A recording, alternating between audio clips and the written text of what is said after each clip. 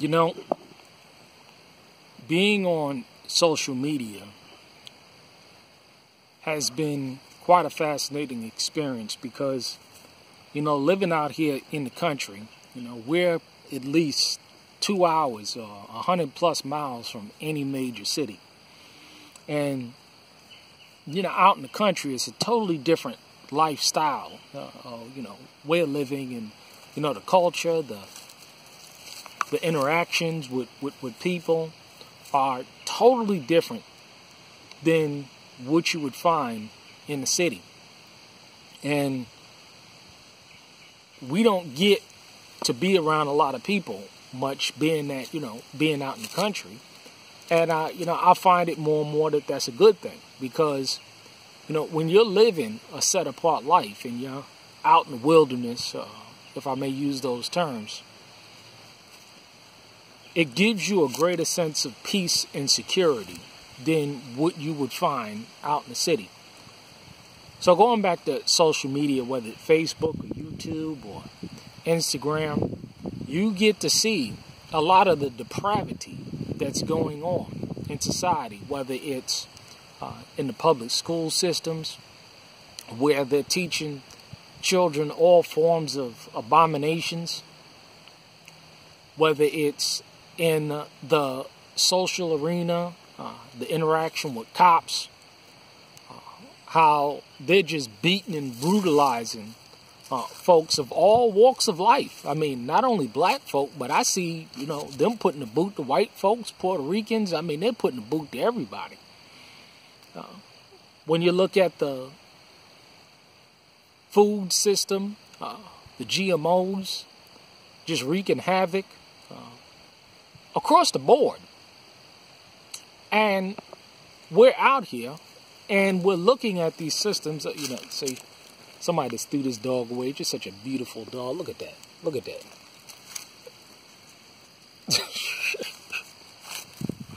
It's amazing how people just throw away things. But all right, back to what I was talking about. So, across the board, you see, people being brutalized on every end. And this is why we say, be in the world, but not of the world, and come out of her and be ye separate. Because there's a whole lot of benefits to living this life, whether it's spiritually, socially, communally, tribally, that you're just not going to get out there in the city. And we try and tell people over and over and over again, to separate yourself. But it seems like people are just so much into the world that they just don't get it. And they've opted to be religious rather than obeying what that word has to say. I don't get it. I mean, I just don't get it. I mean, and I talk to people all the time that's just literally going through hell out there. I mean, their lives are a literal mess. Everything about it. And you try and give them direction in terms of, what they need to be doing and the moves that they need to be making, but they just don't get it. When I heard what I needed to be doing, the spirit of truth set in. I knew that sacrifices had to be made. And I moved. And a lot of people say that they're in the truth and they're of the truth, but you don't see it in their action. Faith is always followed by action. And if people say that they have faith and they don't have action that's backing it up, you go ahead and you read the book of the book of Hebrews, and you read that faith is always followed by action. And it references several accounts in the Old Covenant or the Old Testament, which your Christian churches tell you is done away with. But it's amazing how people just don't get it. And it says only a remnant because, if you want to avoid, this is the solution. if you want to avoid all of this brutality, whether it's on your persons or the food that you eating and destroying your body, you're going to have to change your lifestyle. And as long as you obey Yah's laws, you don't have to worry about man's laws. Because see, out here, we don't worry about the brutality of the police. Because again, the mentality of the police officers out here is totally different than the mentality of the police officers that we find out in them cities. They're a whole lot more courteous and respectful. Like I said, I'll be walking and I'll have my sidearm on me, and and an officer will look at me and they say, well, what's that, Gen 4, Gen 5 Glock? And, and we'll have conversations like that. But, no one is alarmed when I go out or when we go out and we're armed. There's no heightened sense of tension because it's just the norm out here.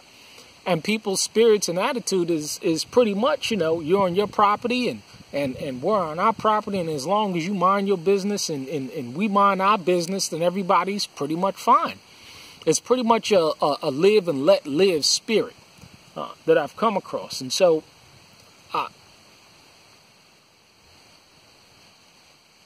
the other day I was listening to a video, about following your show, and you talked about, forsaken lands and wives and children and mothers and fathers for his namesake. And another account that I had that came across my mind was when Yeshua was talking, to the people, and he was like, come and go and follow me. And people were giving him all these excuses. They were giving him all these excuses. Well, I got to go and bury my mother. I got to go and tend to this matter, and I got to tend to that matter. And Yeshua was saying, hey, let the dead bury the dead. Could you imagine saying something like that to someone today?